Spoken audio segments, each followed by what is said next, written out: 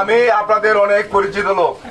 আমি এই বাসাইলের বিভিন্ন স্থানে, বাসাইল ইউনিয়নের এমন কোন জায়গা নাই যেখানে আমার পদাবন নাই। বিভিন্ন সময় দীর্ঘ 30-35 বছর যাবৎ এই রাজনীতির সাথে জড়িত এবং এই এলাকায় 15 আগস্ট, 16 ডিসেম্বর, 21 ফেব্রুয়ারি, 26 মার্চ সহ বিভিন্ন খেলাধুলায়, মসজিদে, তারপরে আপনাদের এই যে মাজারে, গিরিগঞ্জ মাজারে সহ ইমামগঞ্জ বাজারে শতবার মিটিং করেছি।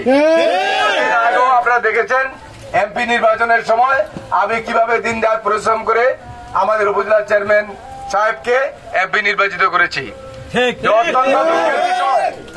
অত্যন্ত দুঃখের বিষয়, দলের সেক্রেটারি হয়েও আজকে বিরোধী দলের মতো আমাকে নির্বাচন করতে হচ্ছে। আমার মনে হইতেছে যে আমি আরেকটা দলের লোক। এরকম তো হওয়ার কথা ছিল না জনাব মহিউদ্দিন সাহেব। আমি তো দলের জন্য 35 বছর যাবৎ সংগ্রাম করেছি, 35 বছর যাবৎ দলের নেতা কর্মীদেরকে শ্রম দিয়েছি, কাঁধে কাঁধ মিলিয়ে কাজ করেছি, শরীর নষ্ট করেছি, ব্যবসা বাণিজ্য নষ্ট করেছি, নষ্ট করেছি এই দলের জন্য। আর আজকে দলের নেতা কর্মীদেরকে আপনি জিম্মি করে রেখেছেন, দলের নেতা কর্মীদেরকে আপনি বিভিন্ন ভাবে নির্দেশনা দিচ্ছেন আপনার পক্ষে কাজ করার জন্য। আপনি কি পক্ষ ভাই?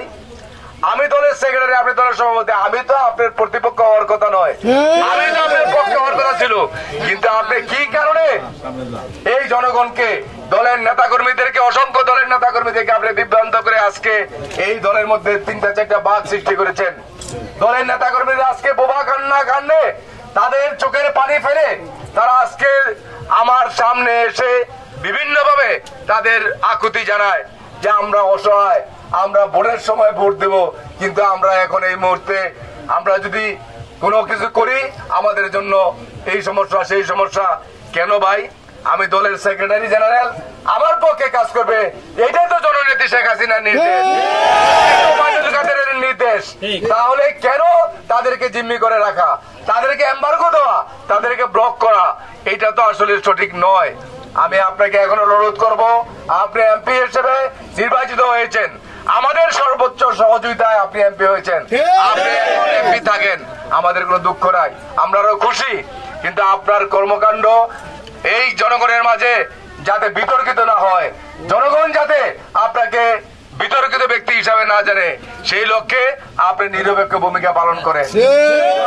যদি সৎসাহস থাকে, কোন ব্যক্তি যদি তার গ্রহণযোগ্যতা থাকে, আপনি নির্বাচন করতে দেন নিরপেক্ষ ভাবে, তারপরে জানতে পারবেন জনসমর্থন, তারপরে জানতে পারবেন গ্রহণযোগ্যতা।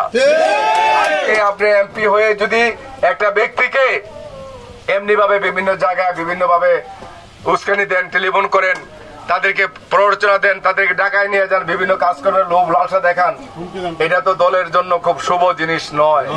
এটার জন্য কিন্তু জনগণ আপনাকে দীর্ঘদিন স্মরণ রাখবে, কারণ দলের একটা অংশ আপনি, আরেকটা অংশ আমি, সুতরাং আপনাকে এমপি বানাইছে জনগণ কষ্ট করে। আর আজকে আমি সাধারণ সম্পাদক হিসেবে, দলের সাধারণ সম্পাদক হিসেবে, দলের নেতৃবৃন্দ আমাকে এই উপজেলার শাসন করার জন্য, এই উপজেলার নেতা হওয়ার জন্য যত প্রকার সহযোগিতা করবে ইনশাল্লাহ। আপনি নিরপেক্ষ ভাবে থাকেন, দেখেন জনগণের রায় কোন দিকে যায়। আমরা জনগণের সাথে আমার নারীর স্পন্দন। আমি আপনাদের এই এলাকার ভাইদের বলবো, আপনারা আমাকে সবাই চিনেন, আমি দীর্ঘদিন যাবৎ এই উপজেলার সাথে, রাজনীতির সাথে জড়িত। আমি বালুচর ইউনিয়নের 3 বারে নির্বাচিত চেয়ারম্যান, 19 বছর একাধারে আমি চেয়ারম্যান করেছি। আপনারা আমাকে সবাই চিনেন, জানেন। আমি 35 বছর দলের হয়ে কাজ করে দলের একটা সহযোগিতা পাবো না, দলের একটা কর্মীর সহযোগিতা পাবো না, এটা যদি আপনাদের মানে কাছে যদি ন্যায্য হয়, ন্যায় হয়, আমার আর বলার কিছু নাই। আর যদি দলের নেতা হিসাবে, দলের সাধারণ সম্পাদক হিসাবে আমি যদি দলের কাজ করে থাকি, দলের ক্ষতি না করে থাকি, দলকে বিভক্তি করে না থাকি, দলের কর্মীদের যদি বিভক্ত করে না থাকি, তাদের যদি বাইরের মতো সার্ভিস দিয়ে থাকি, বন্ধুর মতো সার্ভিস দিয়ে থাকি, তাহলে আমি মনে করি আমি প্রকৃত ব্যক্তি এবং আমাকে আপনাদের ভোট দেওয়া উচিত। কারণ আমি এই মাটির সন্তান,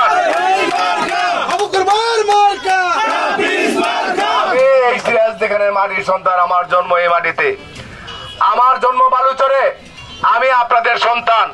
আমার এই সিরাজদিখানের মাটি আমার শরীরে, সুতরাং যাকে আপনি নিয়ে এসেছেন ভোট দেওয়ার জন্য প্ররোচনা দিচ্ছেন, তার বাড়ি কোথায়? 1 বছর আগে লোকজন থেকে এনেছেন, কি উদ্দেশ্যে এনেছেন সেটা এখন জনগণ বুঝে গেছে। 1 বছর আগে দলে এনেছেন, 2 বছর আগে দলে এনেছি, আমার কমিটিতে আমরা আনেছি, কিন্তু লোকজন থেকে একটা ভোটের মালিক হয়ে ওনার স্ত্রীরও এখানে ভোট নাই, ছেলেরও ভোট নাই, মেয়েরও ভোট নাই, ওনার কোন পরিবারের একটা ভোট নাই, ওনার ভাই বোনদের কোনো ভোট নাই, শুধু একটা ভোটের মালিক হয়ে আজকে এখানে সিরাজ এখানে এসে আপনাদের আঙ্গুল চুরি করাবে। এটা যদি আপনাদের এই মাটির সন্তানরা যদি মেনে নেন, আমার করার কিছু নাই, বলারও কিছু নাই। আপনাদের কাছে আমার দাবি, এই মাটির জন্য আমরা অনেক পরিশ্রম করেছি, এই মাটি আমাদের শরীরে মাখা, এই মাটি আমাদের শরীরে, আমাদের সমস্ত অঙ্গে। সুতরাং এই মাটির সন্তান হিসাবে আমি আপনাদের সন্তান হিসাবে, আপনাদের ভাই হিসাবে, আপনাদের বন্ধু হিসাবে, আপনাদের দীর্ঘদিনের সহকর্মী হিসাবে আপনাদের সকল সমর্থন আমাকে দিবেন এবং আপনাদের পবিত্র ভোট আগামী 29শে মে আমার প্রতীক কি? এই কাপ ব্রিজ আপনাদের প্রতীক, এই কাপ ব্রিজ আপনাদের বাড়ির প্রতীক, এই কাপ ব্রিজ এই মাটির প্রতীক। আপনারা এই প্রতীকে ভোট দিয়ে আমাকে জয়যুক্ত করে আপনাদের সাথে কাঁধে কাঁধ মিলিয়ে যাতে কাজ করতে পারি, আপনাদের কাঙ্ক্ষিত ফলাফল যেন বয়ে আনতে পারি এবং এই এলাকার উন্নয়নে যেন ভূমিকা রাখতে পারি।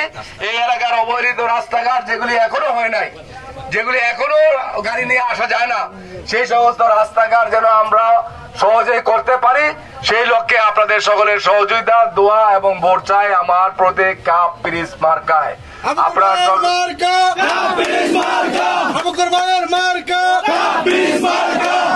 আপনারা আমাকে সকলে ভোট দিয়ে আগামী 29শে মে নির্বাচিত করবেন।